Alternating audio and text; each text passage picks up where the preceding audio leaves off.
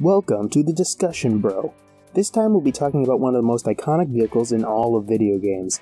No, it's not a Metal Gear or a Zoid, it's the R-Wing. In this case, more specifically, we'll be talking about the R-Wing, the Blue Marine submarine, and the Landmaster tank with their relationship to that mysterious G-Diffuser system mentioned at the start of Starfox 64. So what is the G-Diffuser? According to the Starfox manual and other sources, the G-Diffuser system is a hydrogen-powered energy generator that also emits a unique energy field around the vehicle it is installed in. What does that tell us? The gravity diffusal, shield generation, and energy output of the R-Wing and comparable vehicles are intrinsically linked. Great. Case closed, right? Well, almost.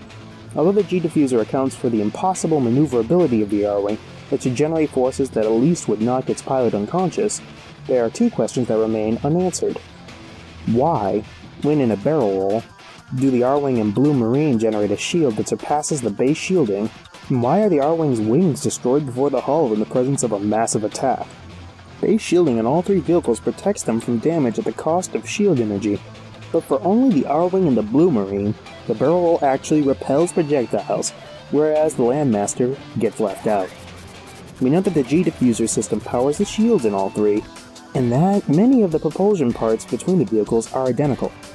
So let's say the stuff under the hood is largely the same. What accounts for the differences? To answer this, we have to look at the structure of each vehicle. What makes the R-Wing similar to the Blue Marine? Well, they're both streamlined vehicles made for swift assault.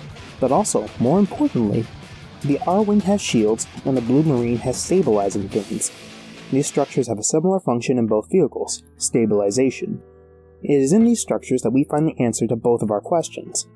Remember that the G-Diffuser is responsible for the shield system and the anti-gravity system? Just take a look at what happens when an R-Wing's wing is destroyed. When destroyed, an R-Wing's wing becomes a short, blackened stub. Note that it's not completely destroyed, and that the R-Wing tends to lean mid-flight after damage is done. In normal airspace, this makes sense. Wings generate lift, the force that keeps aircrafts flying. And when one wing is damaged, there is an imbalance in lift generation. But in open space, it makes no sense. There is no air and no resistance. The R-Wing should only move in the direction of propulsion. Unless there is another force at work. What's the only other force pushing and pulling the R-Wing? Gravity. And the repulsion generated by the G-Diffuser. Leaning only makes sense if there is a G-Diffuser influence from a side angle. Which side? The side of the intact wing. What this suggests is that in an R-Wing, the wings also contain minor G-Diffuser units, or at least outward branches that generate the gravity field difference we can see in a damaged R-Wing. This also explains how the shields are generated in a barrel roll. During a barrel roll, G-Diffuser output from the wings is intensified, and while temporarily more powerful because they are located in the wings, they don't provide the vehicle with full coverage. To counteract this, the pilot spins the craft, generating a radiating field that now protects the entire vehicle. So, why do the wings of an R-Wing get clipped first? As aforementioned, the wings have shield generators that contribute to the R-Wing's G-Diffuser system and likely their own minor shield system. In the presence of a massive blast, these shield generators are overloaded, causing them to be vulnerable and destroyed, whereas the main G-Diffuser in the body of the plane is tough enough to withstand the blast and preserve a small portion of the wing. It's important to note that the stub of a wing is maintained. If you consider that the R-Wing's body G-Diffuser is more powerful than the wing's units, it makes sense. While the wing is overloaded and destroyed, left vulnerable. A small part of it falls into an overlap zone with the main unit, thus sparing it from total destruction. But then, why does the Blue Marine get the shield benefit, but its fins can't be shot off?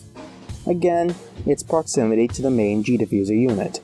The compact fins fall within the range of the main G-Diffuser unit, and more energy is likely devoted to the shield system of the Blue Marine as there are less severe forces for it to counteract to stay mobile underwater. This brings us to the final point. What about the poor old Landmaster? The Landmaster has several traits that make it ineligible for the barrel-rolled shield boost. First off, the Landmaster lacks wings. Given the tumbling action of its roll and the structure of the tank, the wings would be subject to self-inflicted injury, and would be a nice target for enemy fire to drain the shields of energy. Secondly, the Landmaster is a bulky vehicle with a lot of armor plating. Simply providing base shields over that much area and keeping the heavy machine moving is already a large draw on its power unit. That's even stated in the manual. Lastly, the Landmaster only has thrusters on its underside, making an air roll difficult and unstable at the least, considering the short time that the vehicle thrust can be maintained as is. Well, with that, we've answered some of the questions surrounding the awesome science fiction of Starfox.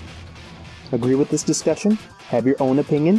Have an idea for another discussion? Comment down below, and I'll see you in the next discussion, bro.